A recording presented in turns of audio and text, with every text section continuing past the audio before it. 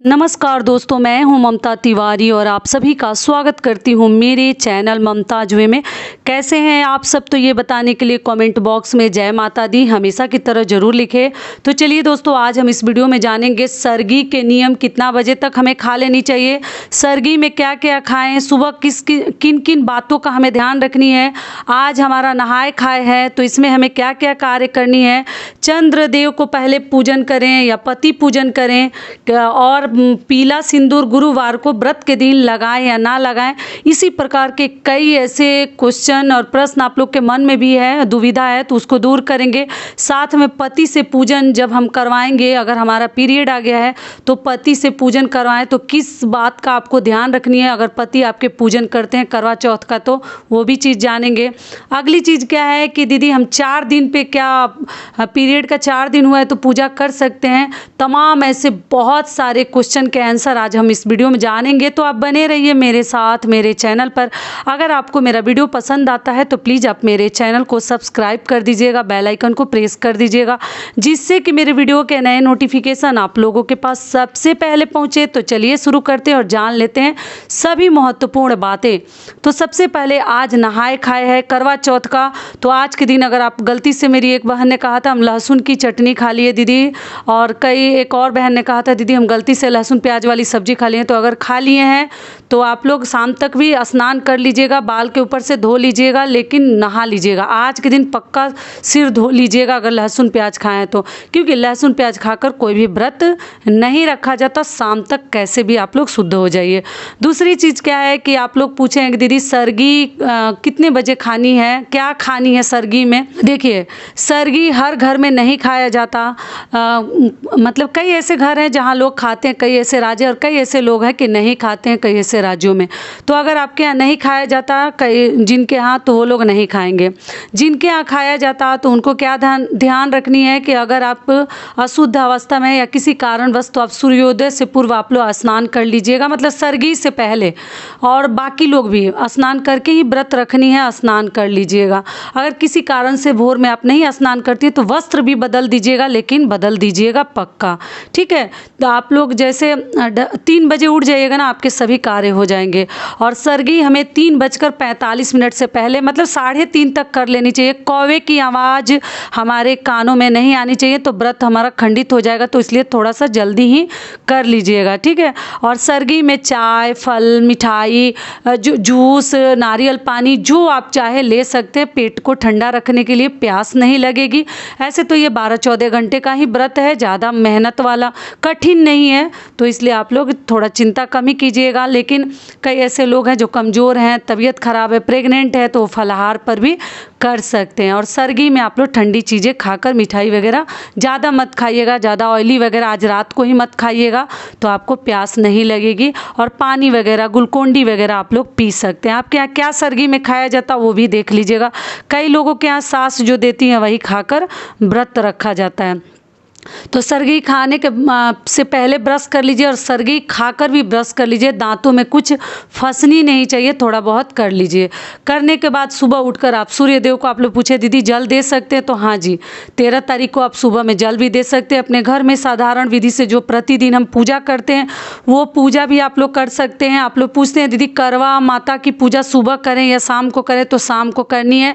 पूजा का शुभ मुहूर्त क्या है वो भी मैं स्क्रीन पे डाल दूंगी, आप लोग चेकआउट कर सकते हैं। शाम को करनी है। और उसके बाद जो है हमें चंद्र पूजन करनी है, चंद्रदेव की पूजन कथा सुनते हैं। पहले पूजा करने के बाद हम कथा सुनेंगे, कथा सुनने के बाद हम चंद्रदेव को अर्घ देंगे, पूजा करेंगे। उसके बाद पति पूजन करेंगे, जो कि वीडियो डाल चुकी हूँ। उसके बाद जो है हम व्रत खोलेंगे पति के हाथों से, ठीक है। आपके यहाँ कुछ और नियम होगा तो थोड़ा बहुत अपना ऐड कर लीजिएगा, ये इस बात का आप लोग ध्यान रखिएगा। और जब कल व्रत के दिन स्नान करने जाइएगा तो दातुन से ब्रश कीजिएगा, इस बात का आप लोग ध्यान रखिएगा। तीसरा नियम मैं बता दे रही हूँ कि दातुन से आप लोग ब्रश कीजिएगा। दातुन नहीं मिलता है तो नया ब्रश एक व्रत के लिए आप लोग हमेशा के लिए अलग से रख लीजिएगा। पारण, जैसे किसी भी व्रत में पारण के दिन भी पहले ये जूठा वाला ब्रश मुंह में नहीं डालते हैं, और ये तो रात को ही खा लेनी है, तो इसमें तो ब्रश हमें नहीं करनी है। लेकिन शाम को जब पूजा से पहले आप स्नान करेंगे तो नया ब्रश या दातुन ही मुख में अपने डालिएगा। तो ये हो गया हमारा हमारा चौथा नियम। अगला नियम क्या है कि आप लोग पूछें दीदी पति से पूजन करवा सकते हैं जब हमारा करने के लायक हम नहीं हैं, पीरियड आ गया है तो हाँ जी, पति से पूजन करवा सकती हैं या कोई आसपास की महिला मिल जाए, दीदी मिल जाए, बहन माता मिल जाए, उनसे भी आप लोग करवा सकती हैं। लेकिन वो भी कोई नहीं मिलता तो पति से करवाइएगा। लेकिन एक बात का ध्यान रखिएगा, वो क्या है कि पति को बोलिएगा जितनी देवियां हैं उनको सिंदूर नहीं लगाएंगे। बाकी मतलब जो देव भगवान हैं उनको, देवता हैं उनकी पूजा कर लेंगे, फूल अक्षत माला सब चढ़ा देंगे, चंदन तिलक लगा देंगे, कि महिलाओं को ही सिंदूर लगानी चाहिए, देवियों को, पुरुष नहीं लगाते हैं।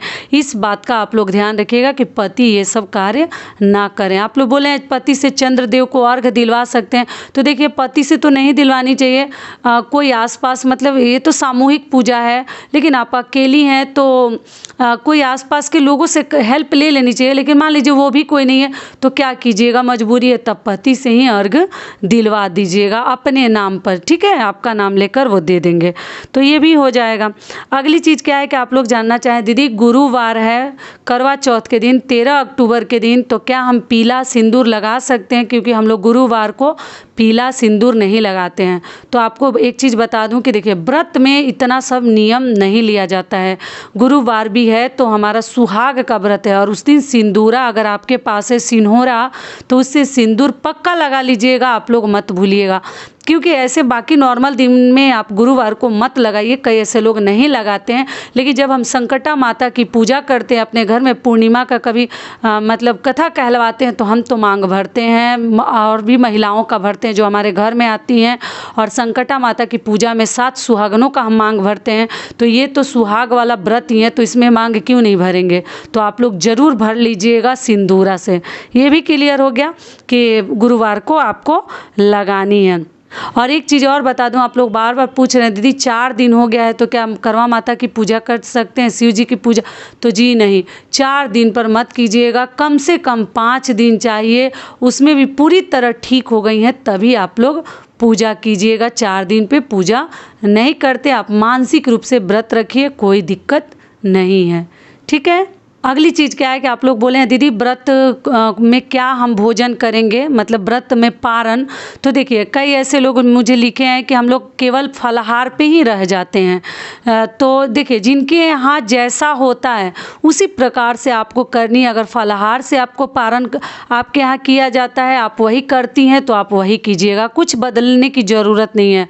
आप लोग पूछे हैं कि दीदी मतलब नमक खा सकते हैं, तो हाँ, आप पारण में नमक खा सकते हैं। शुद्धता का ध्यान रखते हुए आप भोजन बनाइएगा। लहसुन प्याज वाला भोजन ना करें तो ज़्यादा बेहतर है। ऐसे मैं वीडियो डाल चुकी हूँ, कुछ बाहर का ना खाएं, अपने घर का ही भोजन खाकर, भोजन ग्रहण करके हमें व्रत खोलनी चाहिए किसी भी व्रत में। और अपना ही ज्वेलरी, श्रृंगार की चीज़ें, साड़ी, कपड़ा अपना ही पहने, किसी का मांग करना पहने। कोई दिया है पहले से नया कोरा रखी हैं तो वो सब आप पहन सकती हैं, लेकिन किसी से कुछ लेकर ना पहने, ना पारण करें। इस बात का भी आप लोग ध्यान रखिएगा। अगली चीज़ क्या है कि आप लोग पूछे हैं कि दीदी पारण से पहले क्या कुछ दान करना पड़ता है? तो देखिए अगर आप ऐसे तो हम पूजा में सब कुछ दान के लिए चढ़ा ही चुके हैं। सास को आप लोग बोले हैं कि दीदी 2 करवा है तो एक में पानी है और एक में मिष्ठान है, मिठाई है, तो वो कैसे क्या करेंगे? तो देखिए एक में पानी और एक में मिष्ठान रहता है तो वो करवा नहीं फेरते हैं। जब दोनों में बराबर मात्रा में सेम चीज़ रहता है ना, ठीक, दोनों में एक ही प्रकार की चीज़ें, तभी करवा फेरते हैं, ठीक है। नहीं तो एक में पानी जो है वो किसको दीजिएगा, जल किसको दीजिएगा? तो इसीलिए दोनों में जब भरा जाता है, अनाज हो या मिष्ठान हो, तभी करवा फेरते हैं। आप लोग पूछे थे। और वो करवा जो है सास को दिया जाता है या ससुराल वाले को, मतलब किसी भी बड़ों को दे सकते हैं। वो भी ना मिले तो किसी ब्राह्मण ब्राह्मणी को दे दें, वो भी ना मिले तो किसी ज़रूरतमंद महिला को दे सकते हैं, सुहागन महिला को अगर आप देना चाहते हैं तो, ठीक है। तो इस प्रकार से भी दे सकते हैं, किसी कन्या को भी दे सकते हैं, कोई दिक्कत नहीं है, जो ही मिले उसको दे दीजिए। लेकिन अगर सड़ने कीड़ा लगने लगे, वो भी कोई लेने वाला नहीं है, तो क्या करेंगे? प्रसाद के रूप में खुद खा लेंगे। तो यही सब कार्य हमें करनी है। तो ये वीडियो हमारा यहीं तक का था। आशा करती हूँ कि सभी बातें आप लोग को समझ में आ गई होंगी। और कथा के लिए वीडियो मैं कल डालूँगी, करवा चौथ का कथा आप लोग मांगते हैं हर व्रत का, तो मैं कोशिश करूँगी कि, और चंद्र पूजन के लिए भी वीडियो डालूँगी, ठीक है। तो आप लोग चेकआउट कर लीजिएगा। तो तो ये वीडियो हमारा यहीं तक का था। आशा करती हूँ, उम्मीद करती हूँ कि इस वीडियो से मेरी बहनों को बहुत अधिक लाभ मिलेगा। फिर मिलती हूँ एक नए वीडियो में, तब तक के लिए नमस्कार। स्वस्थ रहिए, सुरक्षित रहिए और जहाँ कहीं भी रहिए खूब खुश रहिए।